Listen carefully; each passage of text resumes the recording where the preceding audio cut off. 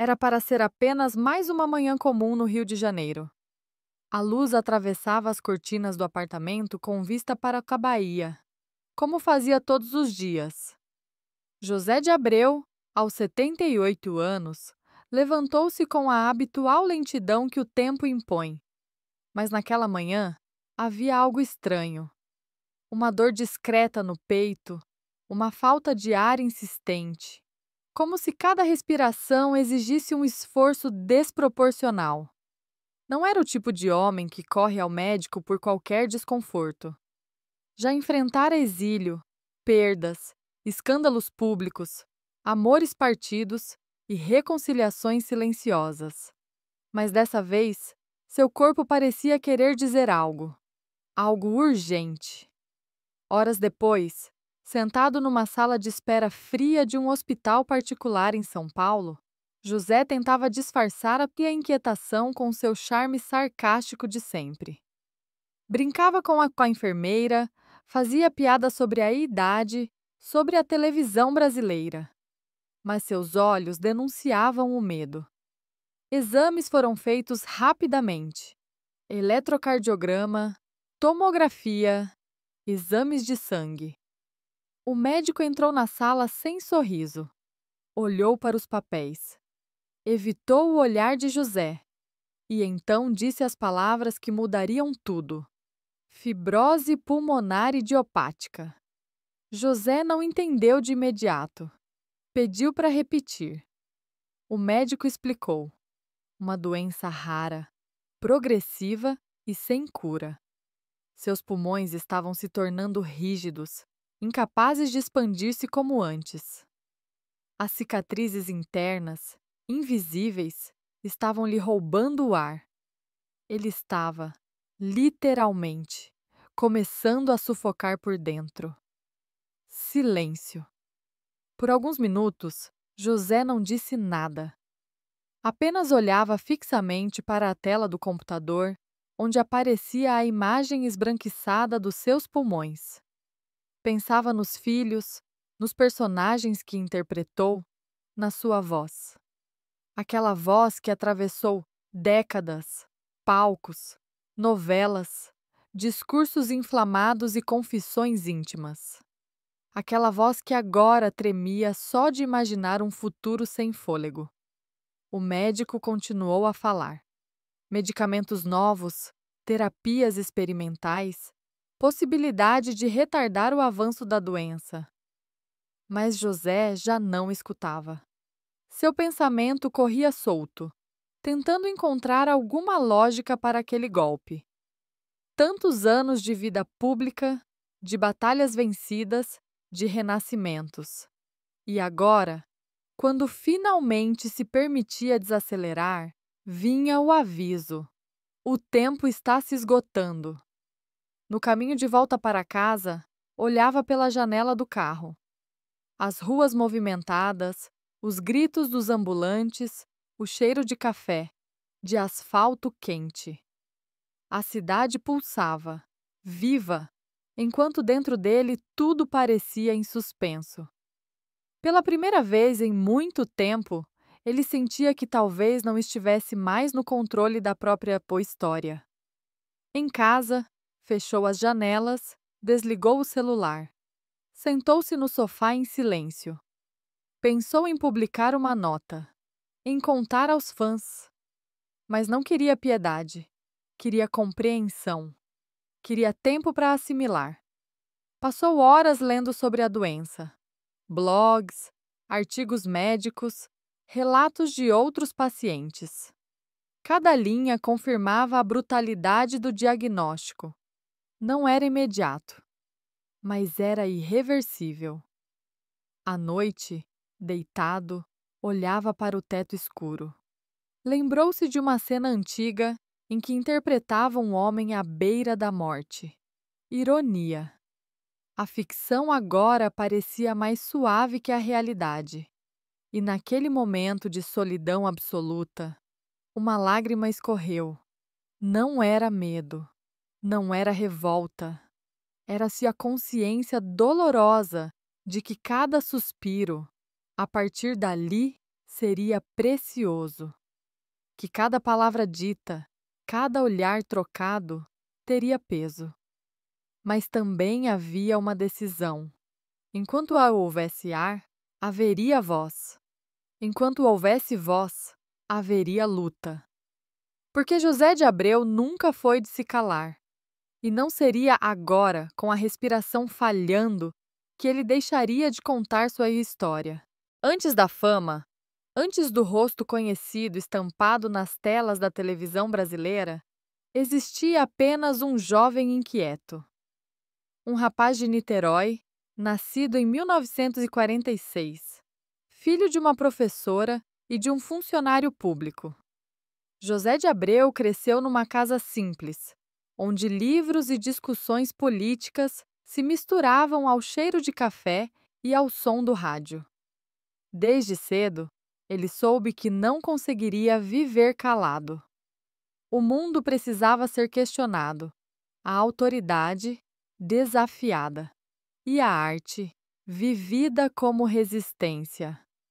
Na década de 1960, enquanto o Brasil mergulhava numa ditadura cruel, José se apaixonava pelo teatro.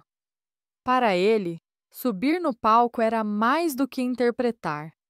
Era uma forma de gritar contra a opressão, de dizer o que tantos não podiam dizer. Na Universidade Federal Fluminense, mergulhou de cabeça na militância estudantil. Foi preso, torturado, marcado, mas não calado. Aos 22 anos, exilou-se no Chile. Lá, conheceu o socialismo democrático. Viveu sob o governo de Salvador Allende. Testemunhou uma utopia nascer e ser esmagada com brutalidade no golpe militar de Pinochet. Quando viu os tanques avançarem pelas ruas de Santiago, sentiu que a história o perseguia. Mais uma vez, fugiu. Mais uma vez, teve que começar do zero. Voltou ao Brasil em meados dos anos 1970, com o coração partido, mas a convicção intacta. Retomou o teatro, mas agora com outra urgência. A TV o descobriu pouco tempo depois. Começou com papéis pequenos, em novelas que hoje dormem nos arquivos da Globo. Mas ele cresceu. Com sua voz grave, sua presença intensa, suas escolhas ousadas, logo se transformou em um rosto que todos conheciam. Um ator capaz de ser vilão e herói com a mesma força. Um homem que trazia no olhar uma história maior do que qualquer personagem. Enquanto o Brasil se reabriu lentamente à democracia, José de Abreu se tornou um símbolo contraditório. Popular, mas provocador. Nunca teve medo de se posicionar. Defendeu causas, atacou governos, expôs feridas. E com isso, colecionou admiradores e inimigos. Para ele, cada papel era político. Cada cena, um gesto de liberdade. Fora das câmeras, a vida seguia seu curso com dores e alegrias.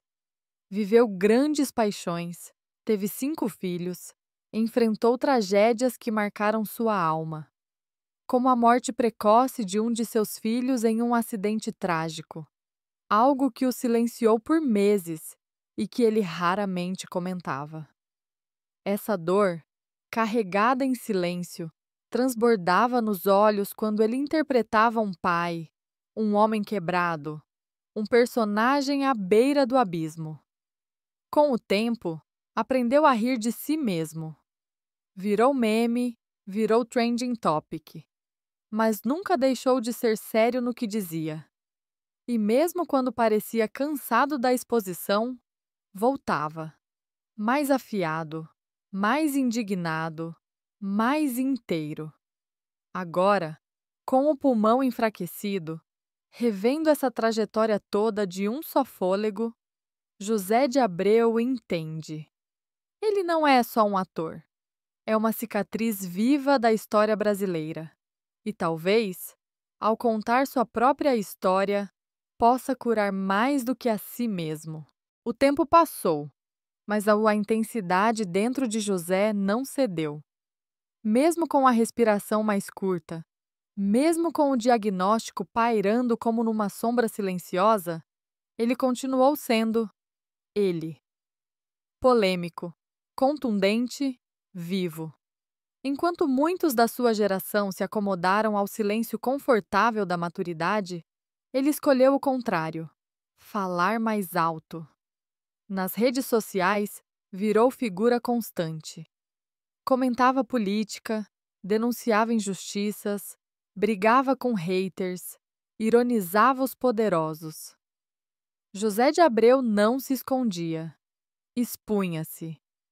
E com isso, reacendia debates, dividia opiniões, despertava paixões e ódios na mesma medida. Para ele, calar era compactuar. E depois de uma vida sendo perseguido por regimes, censurou, exilou, ele não admitia mais se dobrar. Essa postura é claro, teve um preço.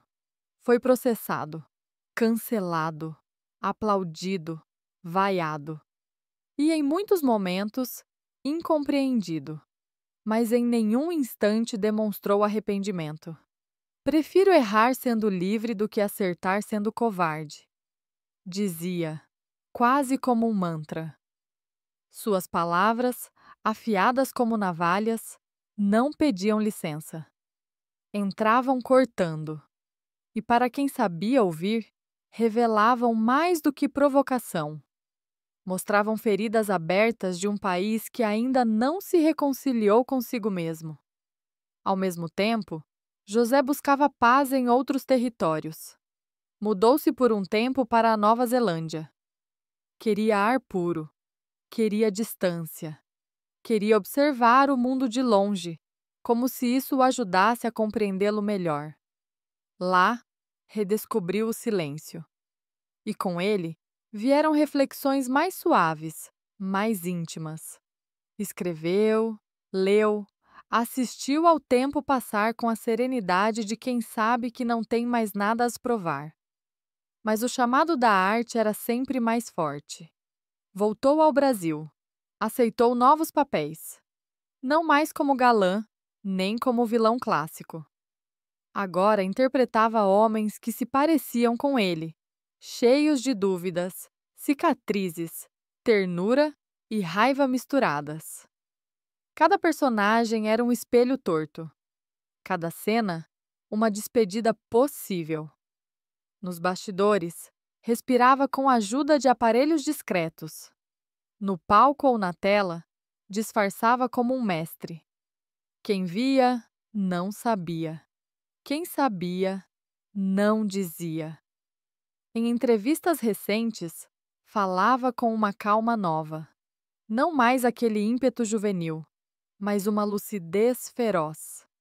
Se a vida me falta em ar, que me sobre em voz, declarou certa vez, com os olhos úmidos. Para ele, o pulmão podia falhar, mas a alma não. Nos corredores da televisão, alguns murmuravam: ele está cansado, está doente, mas não admite. E estavam certos. José estava cansado, mas não da vida. Estava cansado das máscaras sociais, das mentiras históricas, da hipocrisia institucional. O que o mantinha de pé era justamente o fato de ainda poder incomodar, de ainda ser uma presença que ninguém podia ignorar.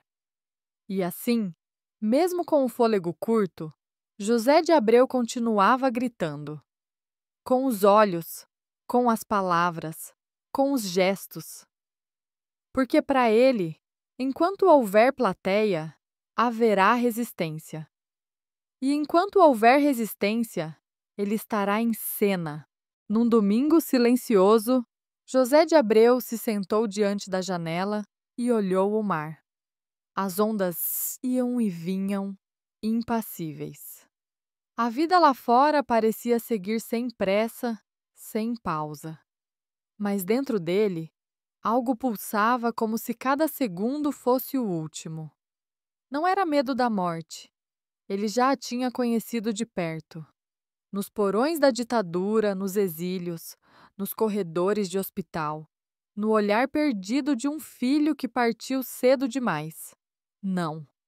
O que o inquietava não era o fim, era o esquecimento. O que fica de um homem quando ele já não respira? Ele se fez essa pergunta todos os dias desde o diagnóstico. E a resposta não vinha dos médicos, nem dos livros, nem da fé.